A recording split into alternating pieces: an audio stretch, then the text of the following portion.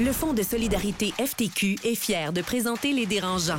Que vous souhaitiez devenir les premiers, les meilleurs ou les plus grands sur le marché, on prête main forte à des entreprises aux quatre coins du Québec. Au fond, on fait plus qu'investir. On s'investit dans vos projets. Visitez le fonds ftq.com/entreprise. Le podcast de la nouvelle génération d'entrepreneurs au Québec. Les Dérangeants. Les Dérangeants! Bonjour tout le monde, j'espère que vous allez bien. Alors, un retour pour un nouveau tête-à-tête de Les Dérangeants, le podcast de la nouvelle génération des entrepreneurs. On a décidé, dans la dernière année, de lancer ce nouveau concept-là, des tête-à-tête, parce que, comme entrepreneur, on est parfois un peu égoïste. On s'est dit, on aimerait ça pouvoir, chaque dérangeant, inviter un invité qu'on souhaite vraiment, mais qui sort peut-être un petit peu du lot de nos invités habituels, qui sont souvent des entrepreneurs à succès avec qui on a des discussions. Et aujourd'hui, j'ai décidé de recevoir justement une personne pour aborder un sujet qui sort un petit peu du lot dans mon tête-à-tête, qui est la présidente de la Fondation des jeunes de la DPJ. On parlera un petit peu, évidemment, dans le balado de pourquoi j'ai choisi de recevoir Fabienne aujourd'hui, d'avoir cette discussion-là, mais je suis très, très content de pouvoir parler de philanthropie et d'entrepreneuriat, qui est un sujet qu'on n'entend peut-être pas suffisamment parler, qu'on se dit tous, il faut redonner comme entrepreneur. Donc aujourd'hui, ça va être un grand plaisir d'avoir cette discussion-là. Je remercie encore le Fonds de la FTQ, définitivement, d'appuyer Les Dérangeants, de nous permettre de produire du contenu de super grande qualité, ainsi que tous nos partenaires. Alors, on se lance avec Fabienne pour cette entrevue de la présidente des fondations de la jeune DPJ. Bonjour Fabienne, comment ça va? Bonjour Dominique, ça va très bien. Merci de me recevoir. Ça fait plaisir. Fait que, comme je disais un petit peu, en tant que dérangeant, on s'était donné le défi de dire on va choisir quelqu'un, chacun, et on va l'interviewer. Puis évidemment, j'ai rejoint, on en parlera un petit peu plus loin dans l'entrevue, donc j'ai accepté de prendre la présidence d'honneur de la soirée des grands, de la Fondation des jeunes de la DPJ. Malheureusement, je m'étais dit que cette année, je voulais dire non. Puis vous avez réussi à me convaincre encore une fois. Fait que j'ai pas réussi mon objectif, mais je pense que c'est pour une bonne raison. Puis en pensant au podcast, je me suis dit, ça serait intéressant de te recevoir pour parler d'intrapreneuriat. Donc l'aspect de, je pense que le milieu, évidemment, philanthropique, mais des fondations, les gens vont pas à la tête de ces organisations-là pour le salaire. Généralement, ils vont pour la passion, ils vont travailler fort. Je pense qu'ils doivent être bien rémunérés, mais il y a ce défi-là. Mais c'est un peu comme gérer une business. Donc le côté entrepreneuriat, mais aussi le côté philanthropique. Parce qu'on entend toujours au Québec que les francophones, ils sont pas très généreux, ils sont moins que leurs collègues anglophones, qu'on est en retard sur les autres. Puis je me suis dit, peut-être essayer de comprendre pourquoi. Puis le dernier truc que je veux qu'on parle, c'est, je pense, le plus important, c'est la DPJ.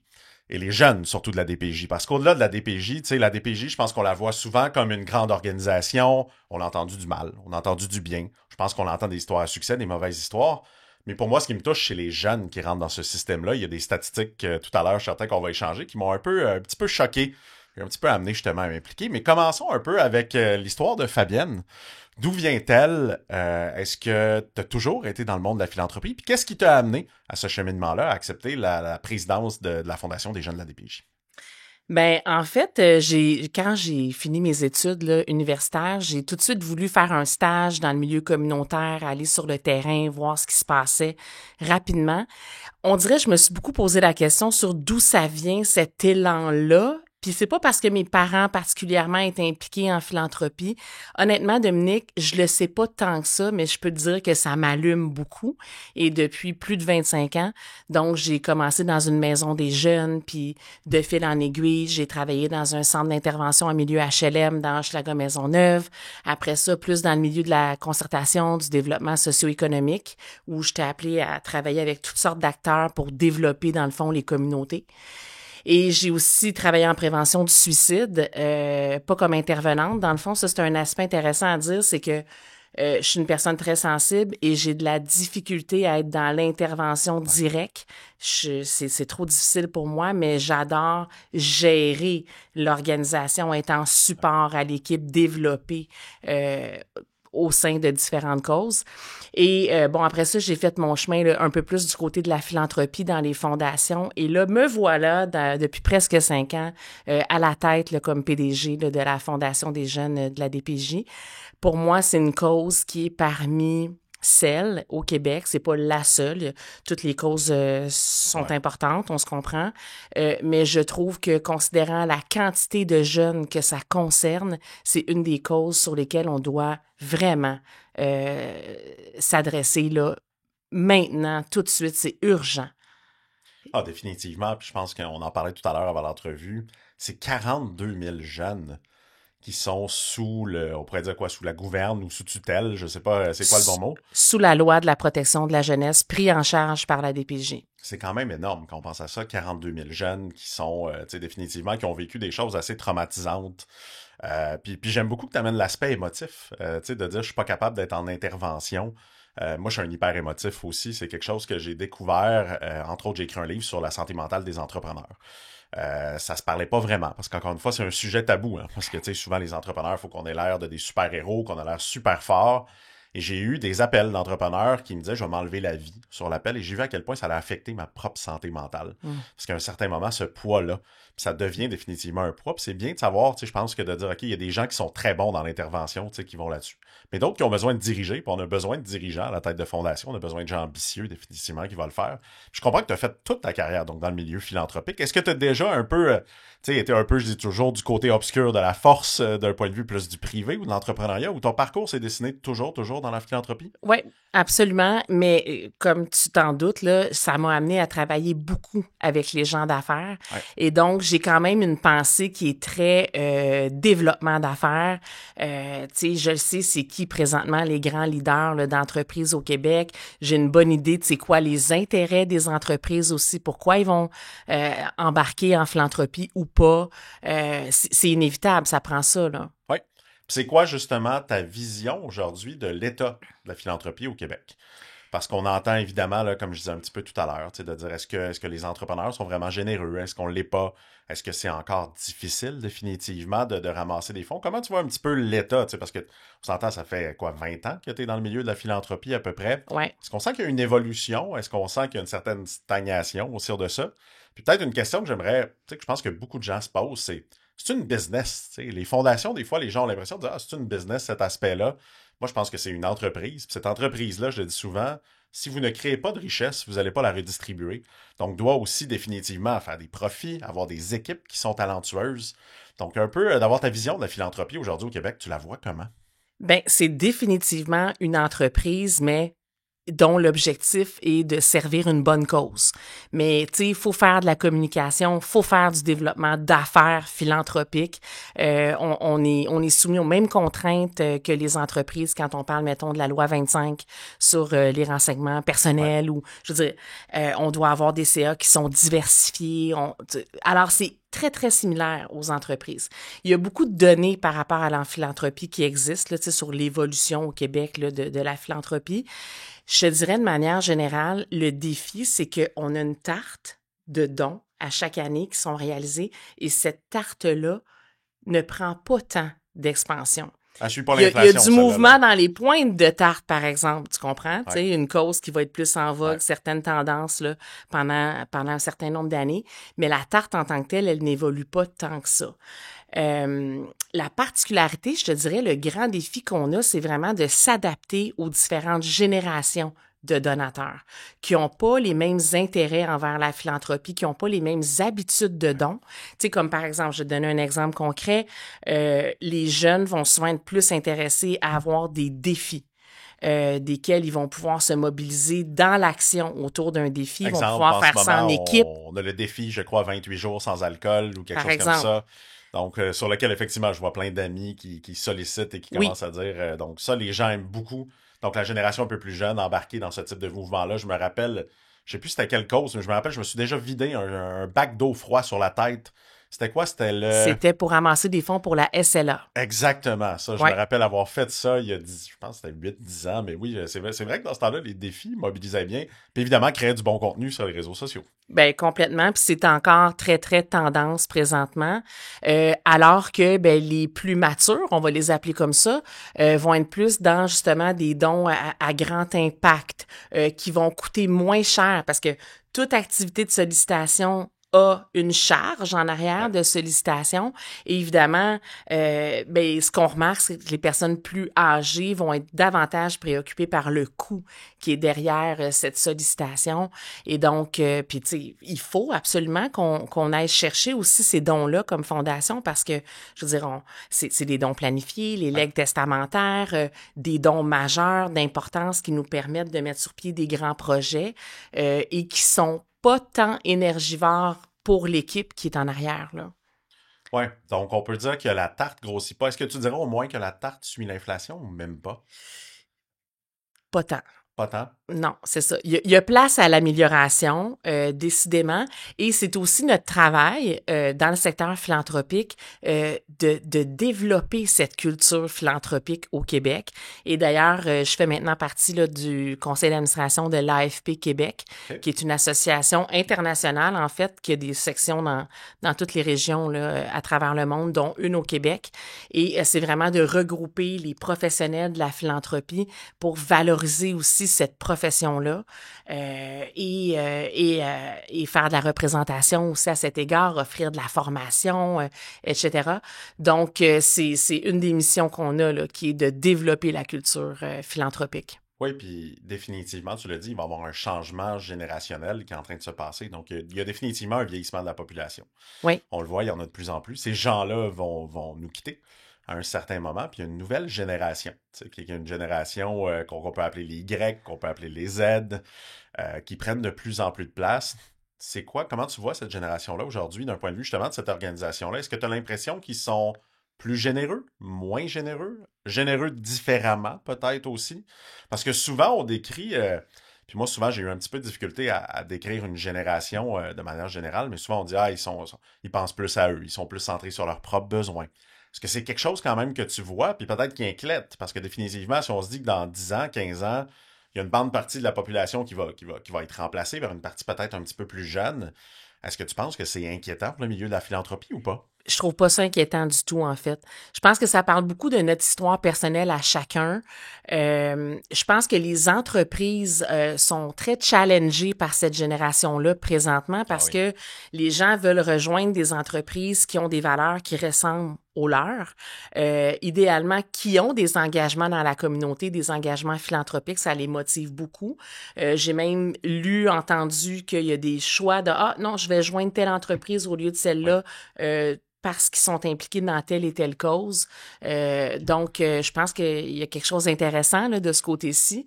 Puis, moi, je trouve ça important de le dire, là, les Québécois sont les champions de la générosité spontanée. Okay. Quand il y a une catastrophe, quand il y a un événement qui survient, une urgence, on le voit aussi là, avec tous les fonds, là, il est arrivé un accident majeur, le papa est décédé, tout ça, ça se met en place, sociofinancement.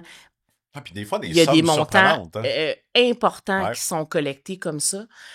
Ou les dons aux caisses. Hein, dans les magasins, on les voit beaucoup. Ça fonctionne bien. L'arrondidon qu'on appelle l'aspect de ça fonctionne vraiment bien. La seule chose, c'est que ces dons-là sont pas comptabilisés nulle part d'un point de vue fiscal. Ne se retrouvent pas sur les documents qu'on va envoyer au gouvernement là, quand on fait nos impôts. Donc, et ça nous empêche donc même de voir ça a été quoi notre propre contribution réelle dans l'année. Donc, il y a de la sensibilisation à faire à cet égard-là, comme sur les manières de donner, comment le faire. Une présentation de Kiera Capital, la plus importante banque d'affaires indépendante québécoise offrant des services conseils pour vos projets de vente, d'achat et de financement d'entreprise. Avec plus de 300 collaborateurs dans 35 pays, Kiera Capital vous offre un monde à la hauteur de vos projets. Les dérangeants! Les dérangeants. Ouais, donc intéressant de savoir qu'on est quand même parmi les donateurs ponctuels. Puis c'est vrai qu'on a vu des grandes causes. Je pense même qu'on le voit dans un sujet qui n'est peut-être pas la donation, mais ce qui se passe aujourd'hui avec Donald Trump. On en parlait un petit peu, tu sais, à quel point les Québécois, beaucoup de gens disent qu'en fait, un des trucs que Trump aurait réussi à faire, c'est nous souder. Et pour la première fois, peut-être nous souder avec nos confrères canadiens. C'est-à-dire que de plus en plus, évidemment, on redevient un peu comme durant la pandémie, l'achat local qui redevient en avant. Ça, je pense que c'est quand même intéressant. Est-ce que c'est quelque chose que la Fondation des jeunes de la DPJ a essayé d'utiliser, que ce soit les dons ponctuels, les dons à la caisse? Parce que c'est jamais arrivé. Souvent, je suis habitué à la banque alimentaire, définitivement. Je pense à la SAQ, je pense à Métro, qui me demande sur la sympathique petite caisse qui marche jamais, là, électronique. Il y a toujours un don à la fin, sur lequel, effectivement, je trouve tellement ça facile de dire je donne $1. Puis je pense que j'en donne, je sais pas combien, mais sûrement plus qu'une fois par semaine. Est-ce qu'une cause comme parce qu'on s'entend, il y a souvent un lien avec l'entreprise. Tu sais, de dire, OK, banque alimentaire, Métro, je pense que SAQ aussi, c'était la banque alimentaire de mémoire. Absolument. C'est un peu, tu sais, il n'y a pas réellement de lien avec les gens de la DPJ dans ce genre de lieu-là. Est-ce qu'il y a des entreprises comme ça qui ont décidé de s'associer avec la Fondation des jeunes de la DPJ? Pas de cette manière-là à ce jour, mais dans les différentes stratégies qu'on a pour développer la notoriété de la cause, parce que c'est ce qu'on fait là, depuis 4-5 ans là, de manière assez intensive, c'est un de nos objectifs. Donc, je lance un message. Là. Donc, s'il y a une grande chaîne de magasins qui Absolument. pourrait décider, par exemple, je pense à, je sais pas, un Sport Expert, je pense à une chaîne d'épicerie, une chaîne de dépanneurs, Couche-Tard, pourquoi pas, hein, il y aurait énormément de dons définitivement qui pourraient transiger, pourrait donc s'associer avec la Fondation des jeunes de la DPJ, demander à la fin s'ils voulaient faire un petit don. Définitivement. Et c'est pas parce qu'on a reçu des refus à ce jour, c'est qu'on a vraiment décidé de développer d'autres stratégies d'abord pour vraiment travailler la notoriété et le rayonnement. C'est quoi les stratégies aujourd'hui? C'est quoi? Parce que tout à l'heure, tu as dit, puis évidemment, on s'adresse à des entrepreneurs, surtout dans le podcast. C'est quoi les types de dons que les entrepreneurs peuvent faire? Moi, définitivement, si je regarde d'un point de vue personnel, il y a des dons que je peux faire d'un point de vue personnel comme entrepreneur. Il y a des dons que je peux faire via mon entreprise. On a parlé du legs testamentaire, qui est moi quelque chose qui me touche parce qu'en fait, moi, une décision un peu controversée. Je dirais, parfois, ça amène des discussions un petit peu olé-olé dans la famille, mais tu sais, moi, j'ai décidé de ne pas laisser grand-chose à la fin parce que j'ai l'impression que ce que je vais laisser à mes enfants ou à mes héritiers, si on peut les appeler comme ça, c'est des valeurs. J'ai toujours dit, je vais leur laisser la fin de bâtir quelque chose. Je vais leur donner les compétences, je vais leur donner les qualités, mais j'ai pas envie que mes filles soient riches parce que je suis parti. Donc, moi, j'ai toujours eu cette peur-là un petit peu de dire, OK, ils vont hériter de quelques millions de dollars peut-être. Et je me suis dit, ben non, je lègue 80%, 90% de ce que je possède aujourd'hui à des fondations en fonction de différents trucs qui me touchent à ce moment-là. Évidemment, les gens, des fois, disent, ben voyons, tu devrais bâtir pour laisser à tes enfants. Moi, je pense que c'est une façon de penser. Je ne juge ni les gens qui donnent tout à leurs enfants, ni ceux qui le font pas.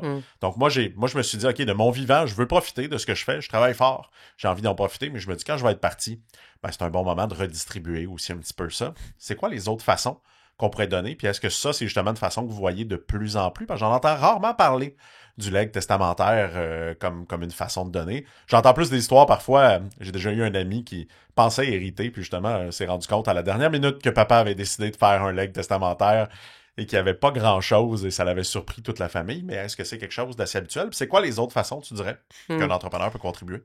Ben, les legs testamentaires, effectivement, c'est rare pour quelqu'un de ton âge, Dominique, donc c'est tout à ton honneur là, de déjà planifier ça. Clairement, on voit que c'est raccord avec tes valeurs. Là. C'est une excellente façon, mais tu sais, ça, pour les fondations, tu peux pas prévoir à chaque année, quand tu fais ton budget, OK, cette année, je vais recevoir tant de personnes qui vont des legs testamentaires. Fait que c'est vraiment du long terme, mais c'est super important de le travailler, de le développer.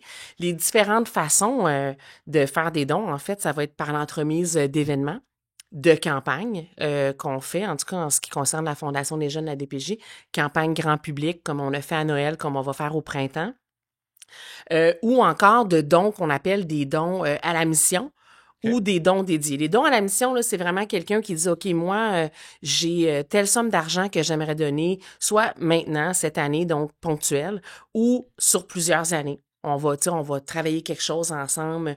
Puis là, on a une équipe qui discute avec le donateur pour vraiment s'entendre sur ça va être à quoi va servir le don. Puis on parle de quelle somme pour être capable d'avoir ça?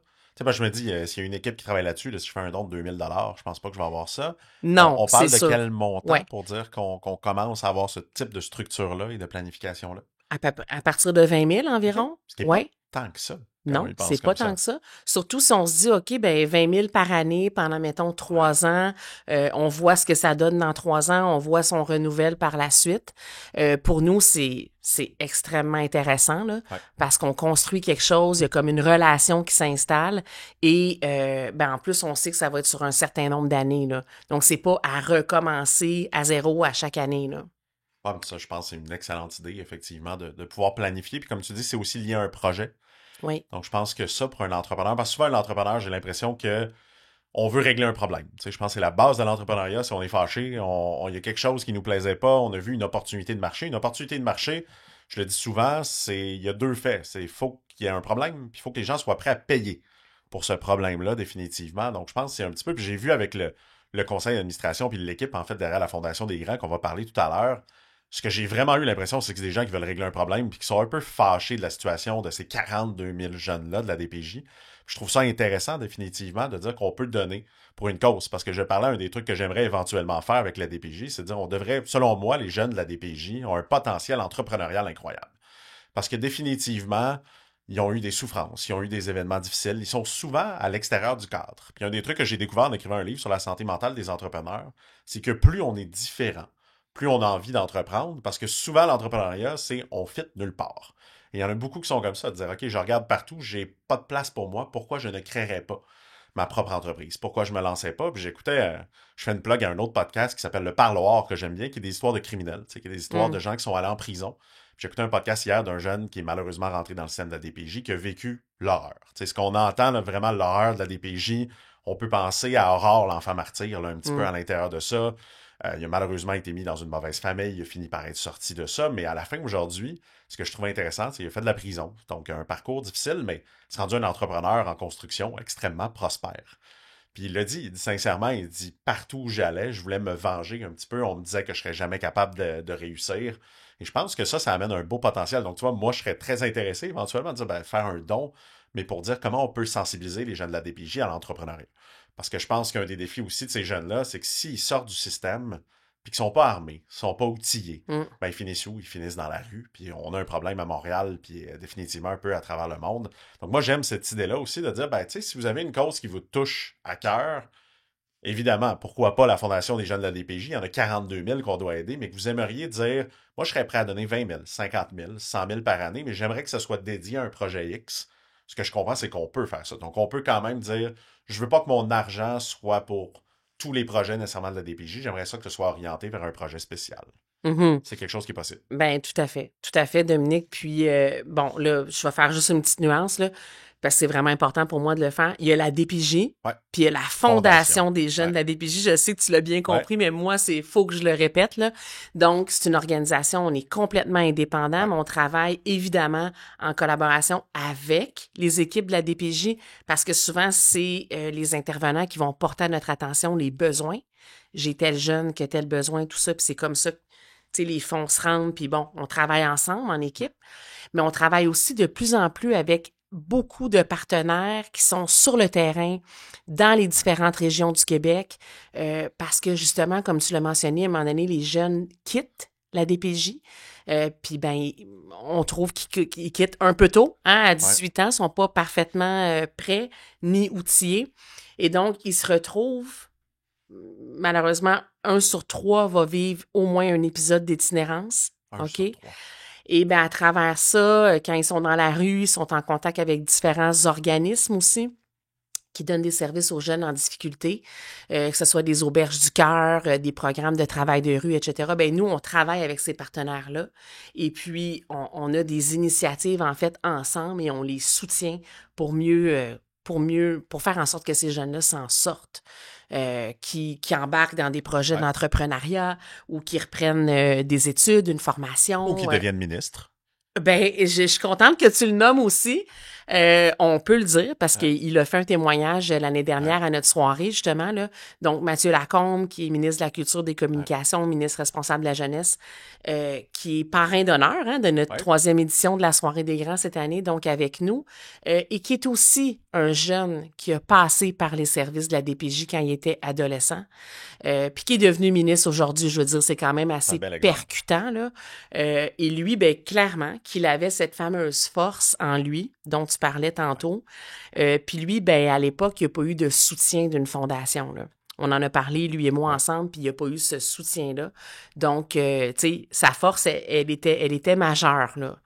Ah oui, parce que sans soutien, définitivement, on s'entend, il n'y a pas grand chance d'en sortir. Puis tu vois, c'est la première fois que cette statistique-là, tu me l'as dit, parce qu'évidemment, tu m'en as balancé quelques-unes, que chaque fois, j'étais ouch. C'est-à-dire qu'1 sur 3. Donc, on fait un calcul rapide, là, 46 000 jeunes sous le couvert de la DPJ, 1 sur 3 qui va finir dans la rue. Tu sais, on dit souvent ou qui vont vivre, là, pas nécessairement finir dans la rue, mais vivre un épisode d'itinérance. C'est 10 000 personnes, c'est 12 000 personnes. Puis on en parle beaucoup, de dire il y a un problème aujourd'hui avec l'itinérance, mais de dire ça part en amont. Ce qui veut dire qu'on pourrait définitivement permettre à ces jeunes-là de ne pas terminer dans la rue, qui amène un autre problème définitivement de société. Donc, clairement, on peut faire mieux. Le gouvernement peut faire mieux, il le sait, travaille à améliorer ses programmes. C'est un peu long. Non, mais c'est comme ça, hein, c'est des grosses machines, c'est extrêmement long. Et c'est là où la fondation, elle est vraiment importante parce qu'on vient compléter ce qui est apporté par l'État, pallier à des éléments qui sont pas couverts par l'État dans le panier de services. Je m'excuse du jargon, mais c'est ça le terme, là, dans le panier de services qui est mis à la disposition des jeunes de la DPJ. Puis, ben, tu sais, on espère, dans le fond, aussi influencer les différentes politiques publiques. On y travaille. Puis, tu sais, si du jour au lendemain, le gouvernement décide que, dorénavant, on va soutenir les jeunes jusqu'à 21 ans, on va leur assurer un hébergement même de transition, parce que faut quand même savoir là, qu'en général, à 18 ans, les jeunes ils ont hâte de quitter la DPJ. Fait qu'on veut pas nécessairement les garder plus longtemps dans ce système-là avec ces règles-là, mais il faut offrir autre chose de transition vers cette vie adulte. Un toit sur la tête, tu sais, qui rend tout plus facile, on va se le dire, que ce soit poursuivre des études, travailler, puis un toit sur la tête, puis là, je vais vraiment, parce que j'ai eu la chance de parler cette semaine avec quelqu'un qui est tous les jours dans la rue, qui est un ancien jeune de la DPJ qui a vécu beaucoup d'itinérance dans sa vie et qui maintenant aide. Et le plus important, c'est bien sûr d'avoir un toit sur la tête, mais l'accompagnement. Et de savoir que cet humain avec qui je tisse un lien qui va m'aider, qu'il n'y a pas de date de péremption dans cette relation-là. Puis nous, ben, à la Fondation, c'est beaucoup ça qu'on a envie de faire arriver comme changement, c'est-à-dire on va le soutenir, ça. Les humains, parce que c'est des jeunes qui sont beaucoup seuls. La base de la DPJ, c'est un abandon. Généralement, c'est une mauvaise famille, un abandon, c'est de ne pas être né à la bonne place. C'est ça. Dire, très souvent. Et aujourd'hui, une des difficultés qu'on a, puis on l'entend des fois aussi dans les nouvelles, Dominique, tu sais, le fait qu'on n'a pas beaucoup de familles d'accueil. Il y a une baisse dans le nombre de familles d'accueil par rapport à il y a 10 ans, par exemple. Pourquoi? Là, on pourrait en parler longtemps, là, mais donc, il faut venir, donc, conséquemment, compenser avec autre chose pour mieux prendre soin de ces jeunes-là, tu sais. Fait que moi, quand j'entends le désir que tu as de les soutenir, les idées que ça génère, tu sais, il y en a plein d'autres, des gens entrepreneurs qui ont la capacité d'apporter leur pierre à l'édifice. C'est de voir, tu sais, moi, qu'est-ce que je peux faire? Qu'est-ce qui est à ma portée? Puis qu'est-ce que tu répondrais à un entrepreneur qui dit c'est la job du gouvernement? Tu sais, je pense à ça définitivement. On se dit parfois, les gens de la DPJ, c'est la job du gouvernement de s'occuper de ça. Je paye déjà cette taxe, puis là, je vais aller dans des préjugés, tu sais, que j'ai entendu de certains entrepreneurs de dire, je paye déjà cette taxe puis d'impôts. Pourquoi le gouvernement s'en occupe pas de ces jeunes-là? Pourquoi ils le font pas? C'est quoi que tu répondrais à ces gens-là pour un peu leur faire prendre conscience de dire, oui, le gouvernement, évidemment, a une part de responsabilité. Je pense qu'on souhaiterait tous qu'il en fasse plus. Comme entrepreneur, souvent, on aimerait tous qu'ils utilisent mieux notre argent. Je pense que ça, c'est définitif. Mais pourquoi tu penses définitivement qu'un entrepreneur devrait aussi dire, non, je vais contribuer moi aussi? Bien, parce que dans toutes les sphères de la société, là, que ce soit dans le médical, dans la culture, dans l'éducation, la philanthropie, elle est présente. Et dans tous ces secteurs-là, le gouvernement investit aussi, là. Et notre constat, donc, général, c'est que la contribution de l'État n'est pas suffisante. Exact. OK? L'État met en place une base, mais c'est pas assez. Elle répond pas aux besoins de tous les individus. Puis quand on veut pouvoir dire, hey, ce jeune-là, il a telle capacité, il me semble que si on l'inscrivait à telle activité, ça développerait son estime de lui-même, mais les intervenants nous disent, on n'a pas le budget pour ça, la DPJ. OK, la Fondation va le payer. Donc, c'est toujours on va aller plus loin, on va, tu sais, la pyramide de Maslow, là, les besoins de base, mais il faut aussi s'occuper du haut de la pyramide, l'accomplissement, tu sais. Oui. Puis comment tu vois l'aspect un peu marketing des fondations? Tu sais, parce que un des trucs en ayant joint justement la fondation des jeunes de la DPJ, souvent je dis, c'est pas une cause qui est sexy. Tu sais, je dis, c'est difficile de la rendre sexy parce qu'on parle quand même de gens en difficulté. Tu sais, je pense au cancer du sein, tu sais, qui est devenu une cause extrêmement sexy. Tu sais, puis je pense qu'elle est très, très importante, là. Définitivement, je suis papa de 2 petites filles, tu sais, c'est une cause importante. Ou je pense évidemment à Sainte-Justine, tu sais, il y a un paquet de fondations sur lesquelles les enfants, qui ne veut pas, moi, chaque fois que j'écoute Opération Enfant Soleil, là, je pleure, tu sais, puis je vois ça à la télé, puis ça m'affecte énormément. C'est des enfants qui sont poqués différemment, si je pourrais le dire. Ouais. La DPJ, c'est pas sexy. Puis la Fondation des jeunes de la DPJ, c'est pas sexy définitivement. Mais une des statistiques qui m'a énormément surpris, c'est qu'il y a plus de jeunes qui rentrent dans le système de la DPJ que de nouvelles naissances, je pense, à chaque année. Ouais. Puis en termes de ratio, on parle de quoi? 10 pour 1, je pense, en termes d'argent qui est, je dirais, ramassé pour... Moi, j'appelle ça les beaux bébés. Tu sais, les bébés qui sortent parfaits avec des bons parents, mes enfants. Mhm. Tu sais, dire, OK, Mhm. ils ont tout eu. OK, eux autres, généralement, ils ont déjà des millions de dollars si jamais il arrive quelque chose pour prendre soin d'eux. Puis je dis pas aux gens, arrêtez de donner. Là, définitivement, on a besoin aussi d'un système de santé qui est de plus en plus performant. Mais c'est quoi le ratio avec les gens de la DPJ? Puis comment tu penses que vous allez réussir à rendre cette cause-là peut-être plus sexy ou plus abordable ou plus intéressante pour les gens? Ben, notamment avec l'implication de personnes comme toi.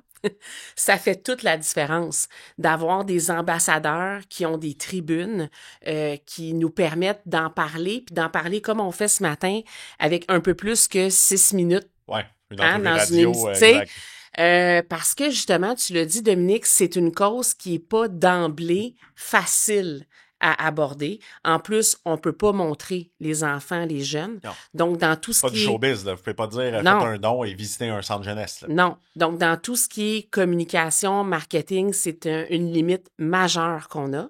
On a quand même trouvé des façons de contourner. Bon, tu sais, il y a d'autres façons de pouvoir, c'est ça, faire des communications autour de la cause. Mais le ratio, je le sais pas, le ratio exactement, mais tu sais, pour vrai, je veux dire, si on regarde les sommes qui sont amassées au Québec, par exemple, pour tout ce qui est maladie infantile, et c'est très important, là, je le précise, versus l'argent qui est amassé pour soutenir les jeunes qui ont été abandonnés, abusés, négligés, il n'y a aucune comparaison possible. Donc, puis en fait, je pense que c'est ça l'affaire, Dominique, c'est que à la fois, les gens savent c'est quoi un jeune de la DPJ, tu sais, si je te dis, non. Mais à la fois, c'est pas si clair que ça. Non. Okay? Les gens vont parfois l'associer aussi à la criminalité, à des jeunes. Ouais. On entend beaucoup aussi parce qu'il y a ces deux classes-là, je pense, à la DPJ. Il y a des jeunes qu'on appelle des contrevenants, je pense, ou je sais pas comment ils sont nommés, qui sont plus des jeunes qui ont malheureusement fait des mauvais choix. Peut-être parce qu'on n'en a pas assez bien pris soin aussi, qui finissent, bon, on peut pas le cacher, dans des gangs de rue, etc. On entend beaucoup parler d'eux. Mais je pense pas que c'est la majorité des jeunes de la DPJ, définitivement. La majorité, c'est des enfants parfaits qui n'ont pas eu des familles parfaites. C'est exactement ça, Dominique. Donc, les jeunes contrevenants, c'est une autre loi, mais qui est aussi sous le giron de la DPJ. Mais en termes de quantité, là, je veux dire, c'est à peu près 10% le maximum là, des 42 000 jeunes. Et merci de me donner cette tribune pour le dire. Ces jeunes-là qui deviennent, tu sais, qui finissent par commettre un délit puis qui se retrouvent jeunes contrevenants, c'est souvent les jeunes qui avaient les dossiers les plus lourds en protection de la jeunesse, des dossiers de négligence, des histoires épouvantables. Donc, faut rester sensible puis il faut les aider. Bon, là, il y avait plein d'affaires là, dans ce qu'on a dit, là. Où on s'en va, où on était, ben, tu vois, aussi avec mon trouble d'attention d'hyperactivité, ça, mon cerveau a fait bing, bing, bing. Mais je pense qu'on était beaucoup chez, tu sais, justement, à dire aux entrepreneurs, tu sais, pourquoi donner. Je pense les causes, puis les statistiques. Parce que, tu sais, puis peut-être que j'aimerais qu'on rentre assez rapidement dans, c'est quoi justement, l'argent. Tu sais, aujourd'hui, on a parlé tout à l'heure, à peu près 5 millions de dollars qui est ramassé par les fondations des jeunes de la DPJ par année. Moi, ça me semblait peu. En toute transparence, tu sais, je sais que des gens vont dire, wow, 5 millions, c'est beaucoup. Je vais dire en blague, j'ai levé 25 millions de dollars dans mon entreprise. Ça fait que je me dis définitivement, pour 46 000 jeunes, si on fait un calcul rapide, ça donne pas beaucoup de la tête, définitivement. C'est une somme qui est importante, mais qui, je pense, n'est clairement pas suffisante en ce moment dans les statistiques. Mais avec ce 5 millions-là, moi, de ce que j'ai vu, c'est que vous faites des miracles. T'sais. Puis peut-être nous parler un petit peu, c'est quoi les programmes aujourd'hui que vous appuyez ou les initiatives que vous appuyez? Puis peut-être certains aussi exemples de choses qui changent des vies. OK. Donc, les entrepreneurs, il y a plein de choses qu'ils peuvent faire. Tantôt, on a parlé de dons, mais ce qui est vraiment, vraiment le fun aussi, c'est des gens qui embarquent comme toi sur un cabinet d'honneur pour une soirée bénéfice ou pour un événement de levée de fonds.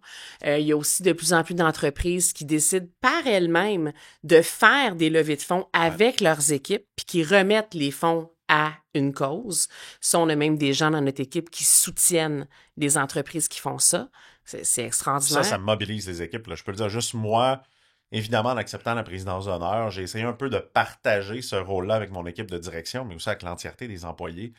Puis, tu sais, dès le moment que j'ai écrit, tu sais, dans notre Slack, qui est notre channel de communication interne, dire « Hey, j'accepterai cette cause-là. Est-ce que vous allez m'aider? Est-ce que vous allez m'appuyer? » J'ai vu une mobilisation. Fait que je pense que même, on peut en tirer même un peu profit comme entrepreneur. Je pense pas qu'on devrait faire ça pour ça, mais la réalité, définitivement, ça Absolument. mobilise les équipes. Ça donne un côté humain à l'entreprise. Puis je pense qu'il y a un côté très, très positif aussi de s'associer à une cause comme entreprise. Absolument. Puis nous, on arrive avec des témoignages aussi de jeunes. Tu sais, on peut pas amener, souvent, sauf ceux qui ont plus de 18 ans, qui ont envie de le faire, mais on arrive avec des vrais témoignages de jeunes qui disent comment la Fondation les a soutenus, puis ce que ça a changé pour eux. Puis ça, c'est très, très fort. Là. Ça vient nous chercher. Bon, là, je reviens sur le chiffre, le 5 millions, tu as raison. C'est pas assez. Par contre, on est extrêmement fiers à la Fondation des jeunes de la DPJ parce qu'en 4 ans, on a plus que triplé les fonds qu'on va chercher. OK? Ça veut dire que c'était juste 1,5 million. Exactement.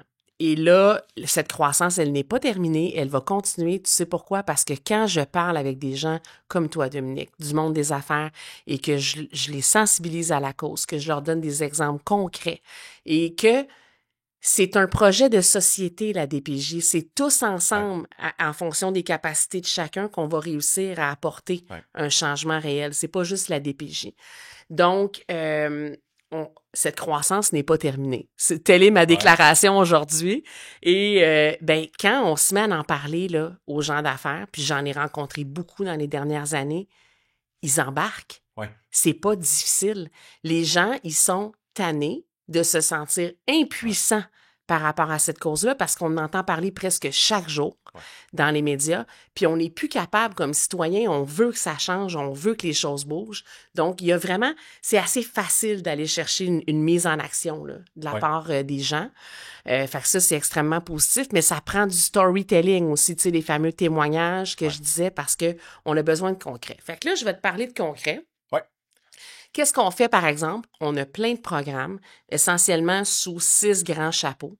Donc, on va faire, évidemment, différentes actions en persévérance scolaire.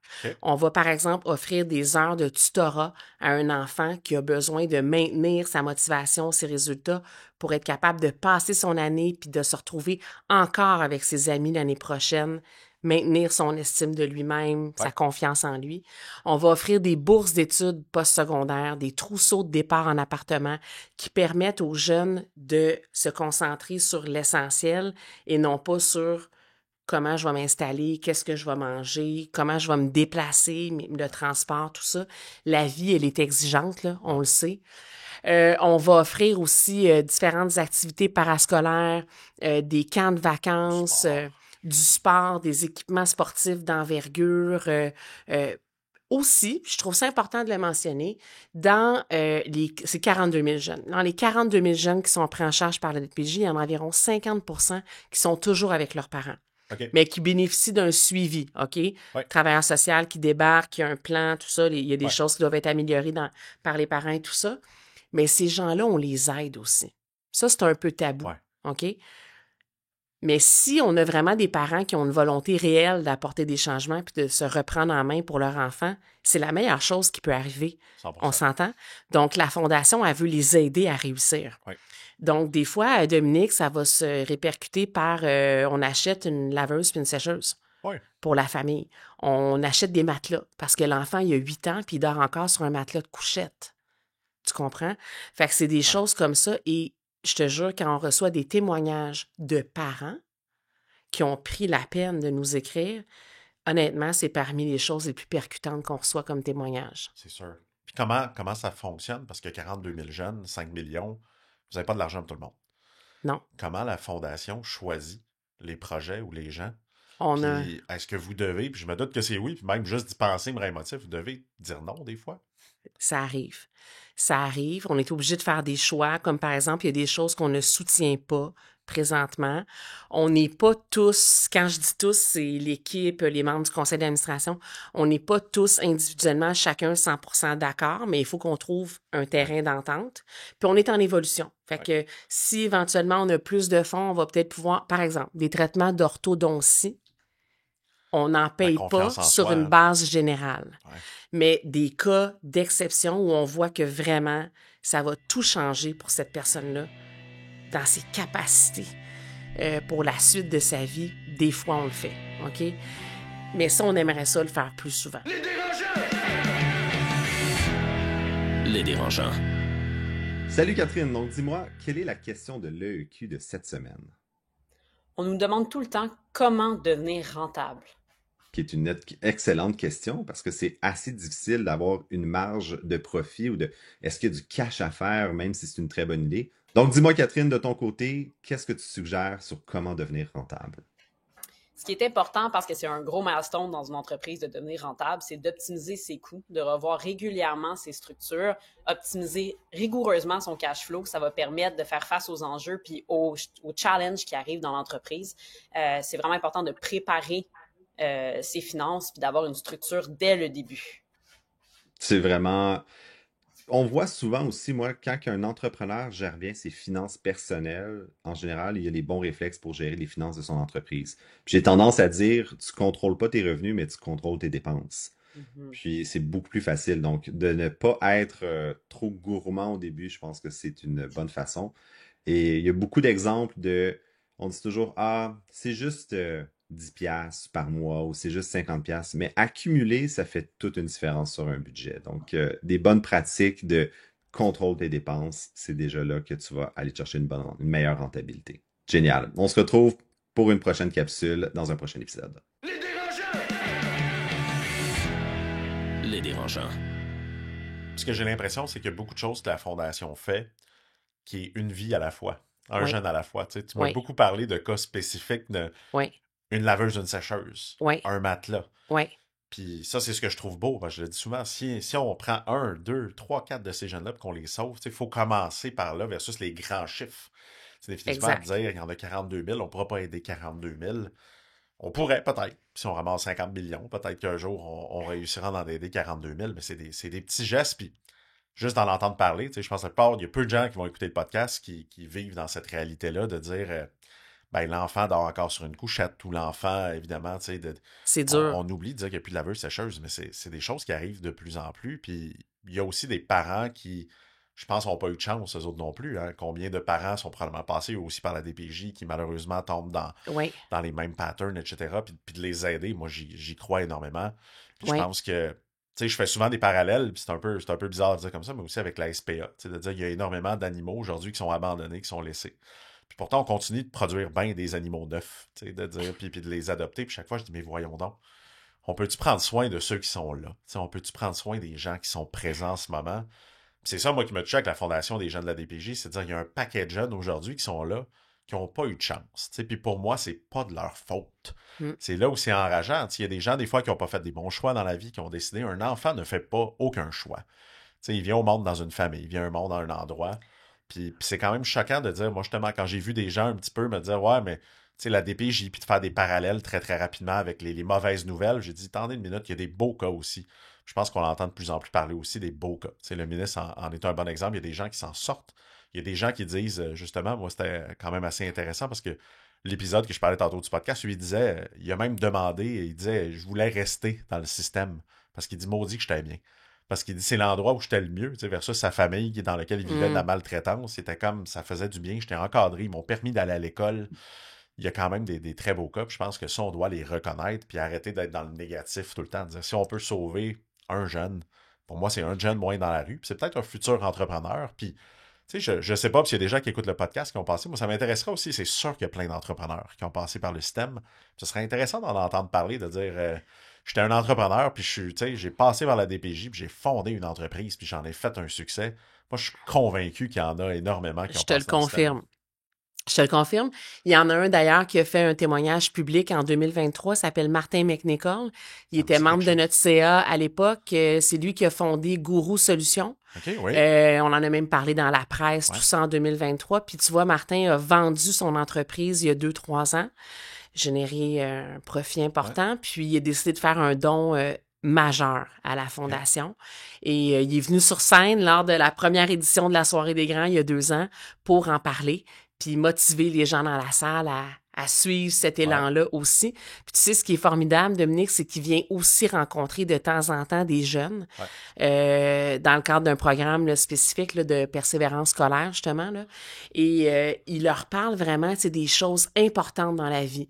Choisis tes amis. Ouais. Choisis bien ton conjoint, ta conjointe, parce que ça va avoir un impact toute ta vie. Puis les jeunes, là, boivent ses paroles. Quand il termine son speech, ils veulent tous travailler. Oui, lui, il a fait, je pense, 9 familles d'accueil. Tu sais, et les jeunes veulent tous travailler pour lui, tu sais, puis fait qu'il est très inspirant. Fait qu'il y a plein de gens qui peuvent venir partager. On en a besoin de plus. Oui. Des histoires comme ça, je pense qu'on a besoin de plus, puis c'est intéressant de les entendre définitivement. Si on arrive un petit peu, déjà 45 minutes qu'on se parle, ça passe vite, ce podcast-là. J'ai accepté, je me rappellerai, j'ai été approché par Paul, qui est l'organisatrice, Cavaros, qui est une super entreprise, je pense qu'il fait les plus beaux bals de Montréal, on peut dire les événements philanthropiques. Je connais Paul depuis des années. Puis quand elle m'a approché, je l'avoue, j'ai été au début un petit peu surpris. Parce que si on regarde les grandes fondations, les présidents d'honneur sont pratiquement toujours des gens qui viennent du milieu de la finance, des assurances, ou du milieu que j'appelle corporatif. Ce qui veut dire des présidents de Bell Canada, des gens de chez Québécois ou des gens de là. Et Paul, justement, me dit, bon, on a envie d'un changement à la Fondation des jeunes de la DPJ, on a envie d'un entrepreneur. On a envie d'un côté entrepreneurial. Puis c'est un des trucs qui m'a fait allumer, de dire, c'est vrai que c'est rare, définitivement, que les entrepreneurs vont prendre ce rôle-là. Puis c'est vrai que c'est du boulot. Ça ne le cachera pas. C'est quand même du boulot. Tu dois solliciter les gens, tu dois t'impliquer. Mais j'ai été très content d'accepter, évidemment. Elle m'a convaincu assez rapidement, surtout quand elle m'a parlé des statistiques puis des jeunes, là, difficile de dire non. Et on organise donc un événement qui va être la 3e édition, la soirée des grands. Si tu veux nous en parler un petit peu de cette soirée-là, pourquoi c'est important? C'est quoi l'objectif de cette soirée-là? Puis peut-être aussi aux gens, comment ils peuvent contribuer dans cette soirée-là pour aider justement la Fondation des jeunes de la DPJ à ramasser un peu plus de sous et aider un peu plus de gens. Alors, la soirée des grands, on a voulu créer, dans le fond, un nouvel événement dans un, il y en a déjà beaucoup, on va se le dire. Quand tu parlais de la tarte, il y a ça aussi, hein? C'est des événements, il y en a presque à chaque semaine. En même temps, il y a une demande pour ça. Donc, on savait que on allait réussir, ça allait pas être si compliqué. Et donc, on a voulu quand même créer un événement qui allait sortir du lot. Donc, on tient la soirée des grands à la gare Windsor, qui est une salle magnifique, mais ce qui est différent souvent, c'est qu'en plus, on loue la terrasse qui est adjacente, qu'on appelle la cour Rio Tinto, et ça fait en sorte qu'on a le cocktail à l'extérieur. C'est vraiment une soirée qui va être colorée. C'est 700 convives, une quarantaine de grands partenaires, justement, corporatifs, d'entreprises là, qui sont associés. C'est le rendez-vous du printemps. Et là, cette année, Dominique, tu t'es joint à nous. Ouais. On est vraiment super heureux de ça. Et en plus, avec ton entreprise Connect & Go qui va pouvoir amener tout un côté technologique aussi à la soirée. La thématique cette année, comme tu sais, c'est les festivals. Bien sûr, on s'inspire de tout ce qu'il y a de positif des grands festivals de musique internationaux. Clairement, ça va être la soirée à ne pas manquer du printemps. Il va y avoir des DJ, un super repas cocktail servi par le restaurant Ougan et Beaufort avec le chef Marc-André Jeté, là, qui va être assurément formidable. Et toi, avec ton réseau aussi, tout ce que tu es en train de... On va amener de la technologie, c'est ça et certain. Il va y avoir des bracelets connectés que vous avez les mêmes, je dirais, utilisés par les plus grands festivals là, qu'on va déployer. On va... je pense que le but, effectivement, c'est que c'est un événement qui coûte quand même une somme importante à assister. Oui. Je pense on dit souvent, les gens, depuis la pandémie, veulent dépenser plus en expérience. Vivre des soirées mémorables, vivre des expériences. Moi, je pense que c'est cette soirée-là une expérience, puis aussi une opportunité d'affaires. Il faut le dire, on est des entrepreneurs. J'ai toujours dit que je suis un peu opportuniste. Puis je trouve qu'on devrait voir ça plus positivement, l'opportuniste. Au Québec, on est gêné souvent, mais je dis la réalité, dites-vous que c'est 700 personnes qui ont les moyens de se payer une super soirée, qui sont invités par une entreprise. Il y a du réseautage à faire. Il y a de la business aussi à faire durant ces soirées-là. Et c'est aussi un méchant beau public pour devenir commanditaire, partenaire. Donc, si vous vous adressez à une clientèle, je dirais, parfois un peu plus fortunée, un peu plus nantie, qui a la chance, c'est un bon moment de vous mettre en avant aussi, puis en même temps d'aider une bonne cause. Parce que je pense qu'à un certain moment, on peut faire les deux. On peut dire, c'est bon pour ma business, c'est bon pour les affaires, mais ça va aussi aider. Et je pense que cette soirée-là, c'est une super opportunité de faire ça. Écoute, l'année passée, on a annoncé un chiffre de 918 000 net. Ça veut dire une fois qu'on a enlevé toutes les dépenses là, de la soirée, qu'on veut toujours les plus basses possibles, mais en même temps, on veut une belle soirée. Mais là, on est en train de bien se positionner. On a des partenaires qui offrent beaucoup de biens et services aussi qui permettent de diminuer là, ces coûts-là. Fait que c'est tant mieux. Et puis, je veux dire, ben évidemment, on est ambitieux, là. Hein? Alors, on veut annoncer un beau chiffre encore cette année, puis on se ramène là, à ce dont on parlait tantôt. Ben, avec des sommes de cette ampleur-là, donc presque 1 million de dollars, on peut aider vraiment beaucoup, beaucoup de jeunes, et ce, à Montréal, mais aussi ailleurs au Québec. Donc, tu sais, l'impact, là, il est là. Tu sais, si quelqu'un a un doute, là, moi, je le répète, là, c'est très important. Oui, puis vous pouvez le faire en achetant une table, vous pouvez le faire en achetant un billet. Oui. Vous pouvez le faire en étant commanditaire, ce qui veut dire que si vous avez parfois, que ce soit des produits ou services que vous dites qui pourraient être intéressants, il y a un encan qui va être fait, ça peut être intéressant aussi de regarder est-ce que vous avez quelque chose à contribuer, mais il n'y a pas de trop petits dons, souvent ce que je dis, donc la réalité c'est, vous avez envie de venir 2 à la soirée, c'est possible, d'acheter une table votre entreprise, je pense que c'est définitivement quelque chose de possible, puis tellement important. En plus de dire que c'est une belle soirée, ça profite de ça. Je pense que ça va aider énormément de jeunes. Puis on voit un enthousiasme. Puis la bonne nouvelle, c'est que généralement, l'événement est toujours sold out. Ce qui veut dire que c'est clairement une belle expérience parce qu'année après année, ben, les gens vont à cette soirée-là et y assistent. Donc ça aussi, je pense que ça montre en fait l'ampleur, mais un peu plus que la cause est très, très importante. Complètement, complètement. C'est vraiment les commentaires qu'on entend. C'était l'événement du printemps, la place à aller. Puis ce que j'aime aussi de notre encan, il est assez spectaculaire. T'as déjà commencé à y contribuer. D'ailleurs, si les gens ont des lots à offrir, on veut un peu de tout, hein, parce que on veut que les gens puissent, dans le fond, ils viennent magasiner pour une bonne cause. Et on va lancer l'encan une dizaine de jours avant la soirée, donc début mai, sur toutes nos plateformes. Et ça permet aux gens qui ne viennent pas à la soirée pour X, Y raison de pouvoir contribuer aussi quand même à cette collecte de fonds. Oui, puis ce qui est agréable, c'est que vous avez quelque chose en échange. Donc, en plus, ça Absolument. permet d'aider, vous avez quelque chose en échange, fait que définitivement. Puis je peux dire qu'il va y avoir des prix, je travaille fort là-dessus, mais des VIP dans des festivals qui sont pratiquement inaccessibles, à lesquels on peut pas aller. Je pense que ce qu'on veut aussi, c'est permettre aux gens de faire des offres sur des trucs qui pourraient pas se payer. Quand je dis pas se payer, c'est pas le montant, c'est que souvent des choses qui ne s'achètent pas. Ouais. C'est ce qu'on aime beaucoup mettre dans un encan pour stimuler les gens à donner. Puis, où tu vois la fondation dans 5 ans? C'est quoi ta perspective, ton rêve pour cette fondation-là, pour terminer un petit peu... où tu penses que tu peux l'amener, cette fondation-là? Mettons dans 3 ans, Alors, OK? 3 ans, Parce que ça, c'est loin. Hein? ben, c'est aussi que dans 3 ans, ça va être les 30 ans de la fondation. Donc, en 2028, on est en train de commencer à regarder ça. Et notre souhait, je dirais, c'est de pouvoir lancer à ce moment-là une campagne majeure qui serait la première de la Fondation des jeunes de la DPJ. Campagne de 30 millions. 30 ans, 30 millions.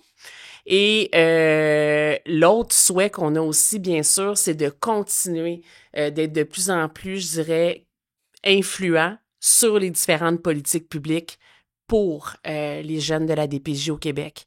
Puis j'espère que le nombre de jeunes pris en charge va tranquillement diminuer. J'aimerais ça dire rapidement, mais c'est pas réaliste, donc tranquillement diminuer.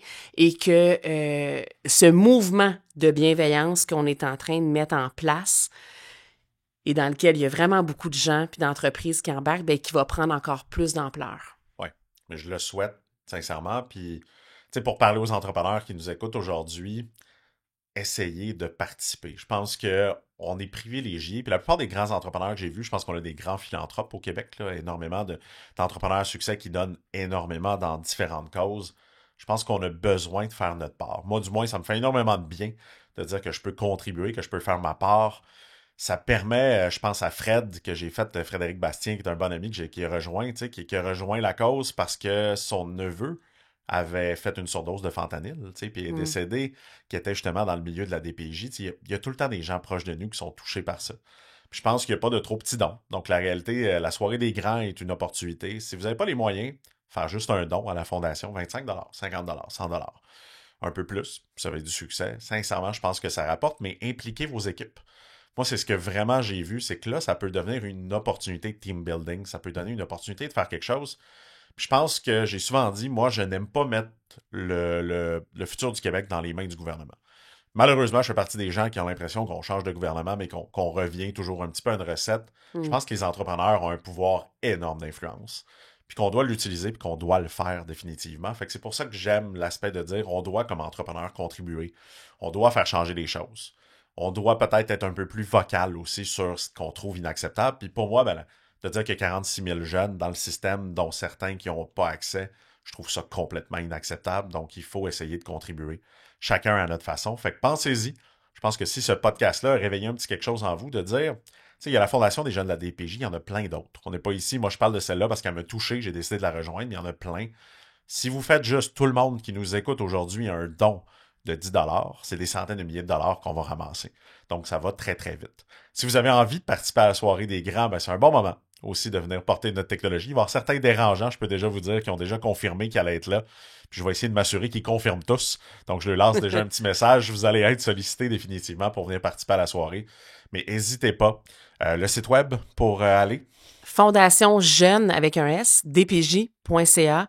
Autant la soirée des grands, elle est très visible sur la page d'accueil que toutes les autres sections là, qui pourraient intéresser les gens, là, notamment les témoignages des jeunes. Merveilleux. Si vous avez des questions, n'hésitez pas à nous écrire. Merci, Fabienne, d'être venue passer un 55 minutes rapide. Je pense qu'on aurait pu faire 2 heures pour continuer de parler de philanthropie, mais c'est un sujet, je pense, qu'on devrait parler plus. L'entrepreneuriat et la philanthropie. Pour moi, il y a un lien entre les deux. Ça a été un plaisir de te recevoir pour cet épisode-là des Dérangeants. Un grand merci encore. Merci à toi, Dominique.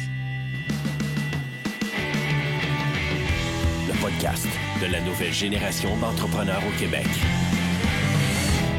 Les Dérangeants. Les Dérangeants!